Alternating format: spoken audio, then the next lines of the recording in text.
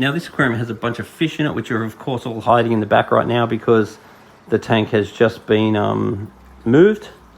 But one thing that I'm going to say about moving fish is you want to make sure that you run the salinity on the low side whenever you move fish. So this salinity has been dropped a little bit. Once the fish are happy and settled in, then you can start raising the salinity again. And whenever you buy new fish, you never want to add new fish unless your tank has run perfectly for 1 month. When it's run perfectly for 1 month, you can then add a little bit of fish to the aquarium, and you can consider dropping your salinity before adding the new fish. But if in a perfect world, you really want a quarantine tank. So because there is discussion of decommissioning this aquarium, I would highly recommend, at least for the period of restocking the main aquarium, to consider running that as a quarantine tank. So you'd just basically set that up. You'd run nice low salinity, make sure your temperature is correct. Then you can introduce your fish here.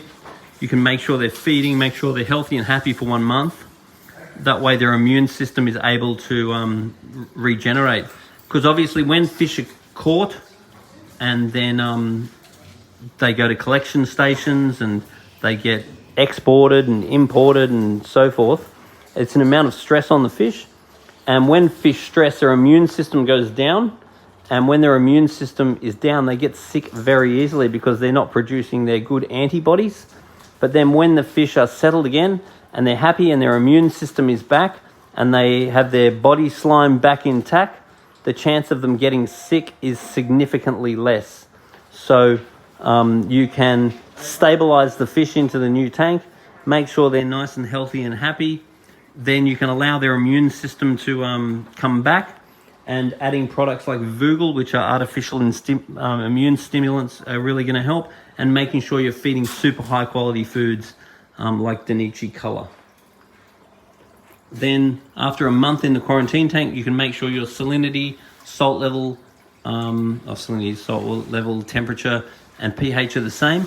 Then you don't have to acclimatize the fish. Once they're happy here and your levels are the same in there as the main tank, you can just catch them out and place them straight into the main tank.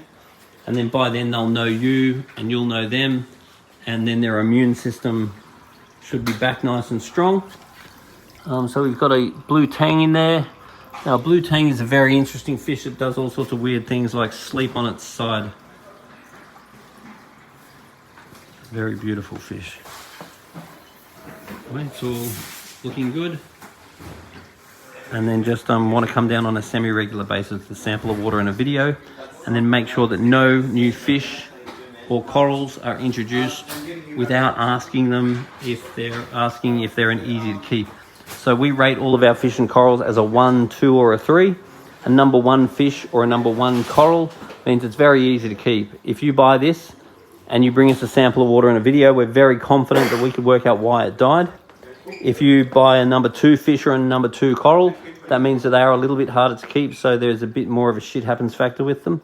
If you go for a number 3 coral or a number 3 fish, you need to understand it is a harder to keep animal and it may have some very specific requirements. So therefore, if you buy a number 3 fish or coral and it dies, then you don't want to go freaking out about it, because you want to make sure that that was your decision in the first place.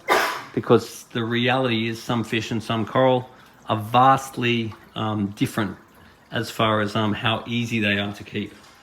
You want to just stick with the ones that are easy to start with, and then as you get more confident, then by all means you can get more adventurous with what you're going to put in.